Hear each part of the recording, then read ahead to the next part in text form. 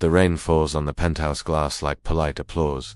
High above the rot of the city, Dr. Julian Vane sips wine that costs more than a human life. To the world, he is a miracle worker, a sculptor of flesh. He sells time to those who can afford to cheat death. Look at his hands, steady, clean, manicured. You would never guess they VA spent the morning deep inside a chest cavity that was on the official registry. Julian checks his reflection. Perfect, ageless. A lie constructed layer by layer. He thinks he is a god in a white coat, but gods don't bleed. And Julian is about to learn that he is very, very mortal. The elevator goes down, past the lobby, past the garage, into the foundation. The air here is cold. It smells of antiseptic and iron. This is the source of the miracle. Rows of gurneys, not patients, donors, people the city forgot, runaways, drifters.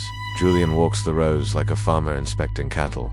He needs a liver for the mayor, a pair of blue eyes for an actress. He takes what he needs with surgical precision. He calls it recycled. The lights are flickering. The hum of the freezer is off. It sounds like a heartbeat. Thump, thump. Julian is in the operating theater. A simple procedure. But his scalpel feels heavy, hot. The frequency shifts. Red. The blood in the suction tube. It's not flowing down.